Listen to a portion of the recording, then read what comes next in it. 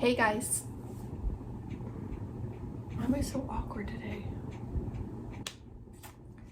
Hey guys, welcome back to another episode of Butchered True Crime. I'm Jess. I can't wink.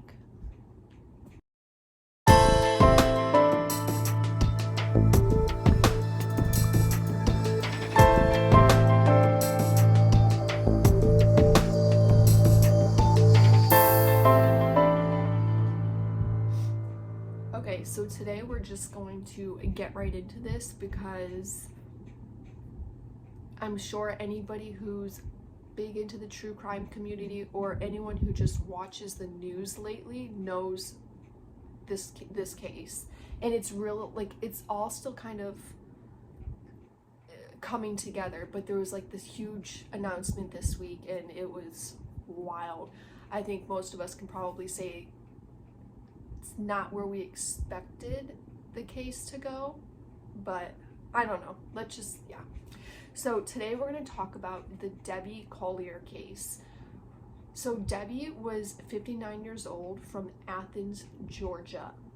And I have notes down here that I'm going to keep referencing just so we can make sure this timeline, like, we're all on the same page here. So Debbie Collier, she's a 59-year-old office manager from Athens, Georgia, and she has two adult children, and she's married, and her husband's name is Steven. So I'm gonna try to get the timeline exactly how it is, but you kind of have to go back a little bit in some certain areas, so just try to stay with me here. I'm not even with me, so welcome. Debbie's daughter Amanda on September 10th receives at 3:17 p.m. receives a Venmo from her mom in the amount of $2,385 with a message, because you know, like when you send like Venmo or Cash App, there's like a little memo area so you can leave a message for whoever you're sending it to, with a message that says, "They are not going to let me go. Love you. There is a key to the house in the blue flower pot by the door." And that was it. Well, Amanda didn't see this notification on her phone for about 45 minutes. Her and her boyfriend had just recently moved back to Georgia from Maryland 2 days prior. So she said that she had been in her house and she was cleaning and she didn't hear the notification on her phone. So she sees this notification on her phone. She's like, I mean, that's like a very nerve-wracking message to get, like, they won't let me go. Like, who's they? So she calls her stepfather, Steve Collier, Debbie's husband, and, you know, it tells him what's going on. She goes over to their house. He had been working all day, but Steve works at, he parks cars for the Georgia Bulldog football team. I don't know football stuff, so yeah, he parks cars for the Georgia football. So anyways, so the Athens County Police Department missing person report said that an officer had met with Steve Collier at around 6:08 p.m. on September 10th. The neighborhood is near, like, the city limits of Athens, Georgia, and Highway 441. Steve and Amanda would then give the police roughly a timeline of 27 hours prior to when they saw her of things that had happened.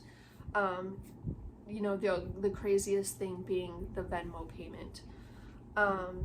Steve Collier, the husband, tells the police he last saw his wife Debbie before going to bed the night before around 9 p.m. They slept in separate bedrooms because Steve says he snored a lot and she couldn't get proper sleep. So they slept in separate bedrooms. 9 p.m. the night before, they go to sleep, say their goodnights, they go to their separate bedrooms. The next morning, he gets up to go to work to park the cars for the Georgia football game, and he sees Debbie's vehicle in the driveway. While Amanda and Steve are talking to police, giving them the report of everything, they're also, the police, Steve and Amanda, everybody's trying to call Debbie's cell phone.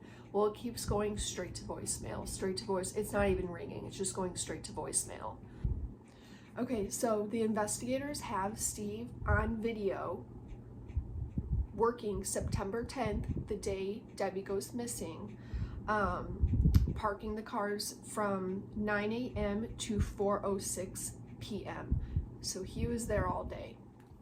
So at the time that Debbie goes missing, she's actually renting a car because the car she owned, she had been in an accident. So she was actually driving a rental at the time of all this happening. So the police ask Amanda and Steve to look around and see if they see anything that's missing, because now that the cops are there, the car's gone. Steve he saw the car that morning, but now the car's gone. So besides the rental car, Amanda says the only two things that she sees missing is her mom's driver's license and her debit card. This ends up going out on the news and everything because it gets weird really quick. So Debbie is seen on surveillance at a Family Dollar store, and which is not the normal Family Dollar store that Amanda said that she would frequent. That, the one that she normally went to was closer to their home, and this one was quite a bit ways away. And Debbie is seen on surveillance at this Family Dollar, and she's seen buying a red reusable tote bag, 2 packs of paper towels, a tarp, rain poncho, reusable lighter, and this was all bought at the store in Clayton, Family Dollar store in Clayton, Georgia. And then, so the time frame that she was in the store was from 2:55 p.m. to 3:09 p.m. And then you see her leave the store, and she goes and gets in the van that she had been renting, and she sits in the parking lot for quite some time. Roughly sits in her car in the parking lot for a little over 10 minutes. Now, during this time is when she would send the Venmo to her daughter. So it's weird because nobody was with her. They didn't see from the surveillance, or they didn't see anyone get out of the van and go into the store with her. They didn't see any other movement around in the van besides Debbie herself. It's so weird.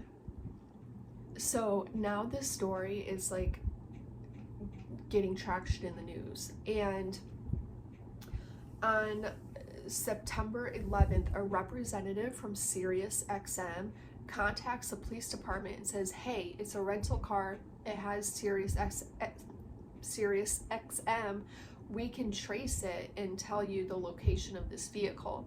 So the police are like, great. So SiriusXM, they trace the vehicle, and it's on the side of the road, right off the highway. So it's right off Highway 15, and it's just I'll put a picture up too, but it's just right off the street.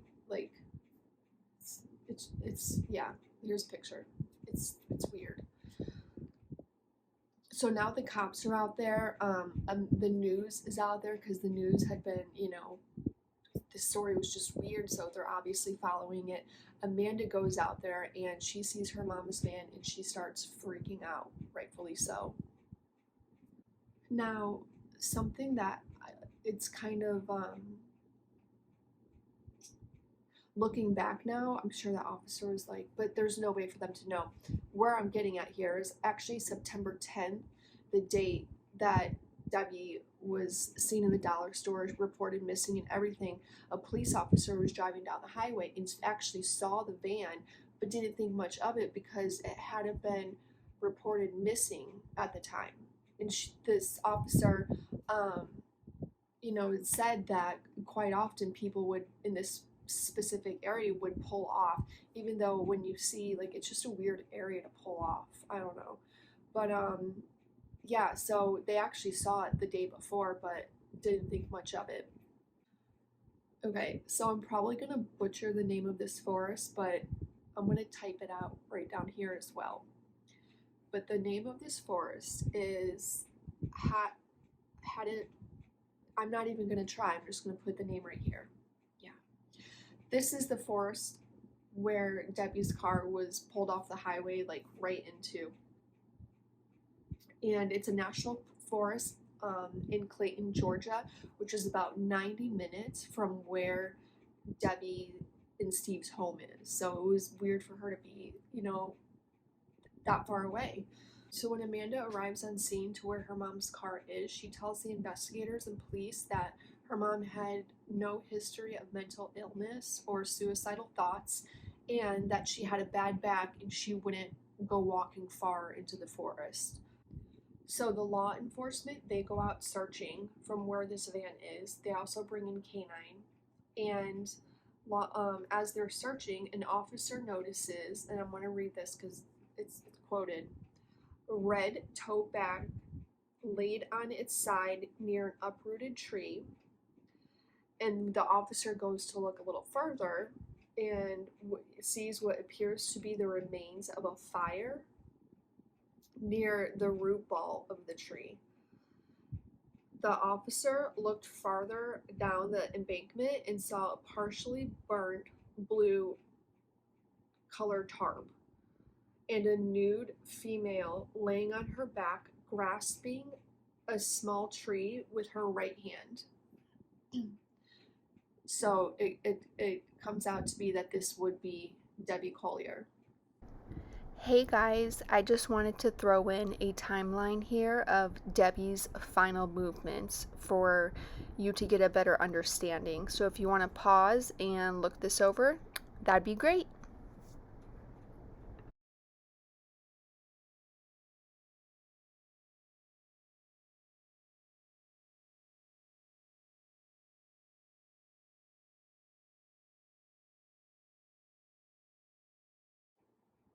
Her body was burned and charred on her abdomen, according to the incident report. And the whole thing, like, things just weren't adding up between the Venmo, um, so police start looking into, like, for instance, her daughter Amanda was a huge, I don't want to say suspect, but I guess person of interest. They looked into her and her boyfriend, who Amanda had the drug issues. She had been in and out of jail, court fees. So they were looking into her and her boyfriend, who had what seems like a very toxic relationship, had just recently moved back 2 days before. So, like, just things are just sounding a little weird. So they're looking into Amanda. They got, they looked into Steve, but they can see he was at work all day. So things like the whole thing's just weird. And then for Debbie to drive, 90 minutes from where she lives with a bad back, just pulls off the highway into this national forest, and she's found nude, and then her abdomen's burned. Like, the whole thing's weird. So, anyways, obviously the police are doing a lot of investigating. It's all over the news for quite a while. And then, like, because I would go on the news and I would check every day for updates. Like, I think all of us were checking for updates. And then we didn't hear much for a few weeks. They were doing the autopsy and toxicology reports and all that stuff.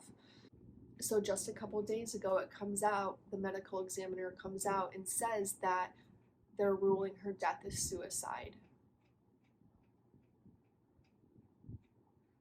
It's the whole thing is weird. So the investigators, pretty much this entire investigation, they're saying that this was it was very personal. Like how they found her, how everything came about was extremely personal. So more or less saying that it had to be somebody that was close to Debbie. And then for it to come out that it was suicide, like it's so weird. It's so weird. So it said the medical examiner says that Debbie died by suicide from inhalation of superheated gases, thermal injuries, and hydrocodone intoxication. So that would, yeah, I don't know. I guess I didn't see this investigation going in this direction. So I need to know what you all think, because my mind is just like, I don't know.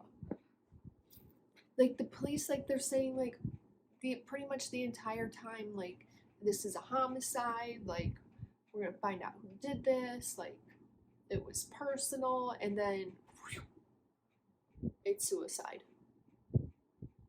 Like the whole, I don't know, the whole thing's just so weird.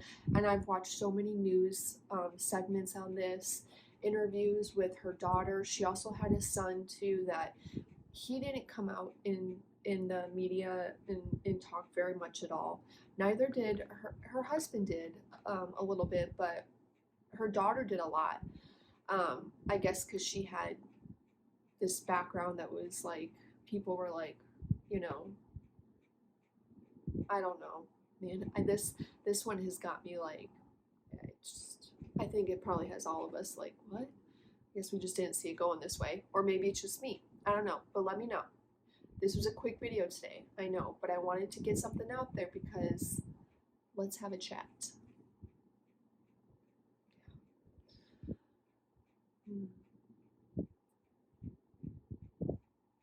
Wild. It's just it's wild.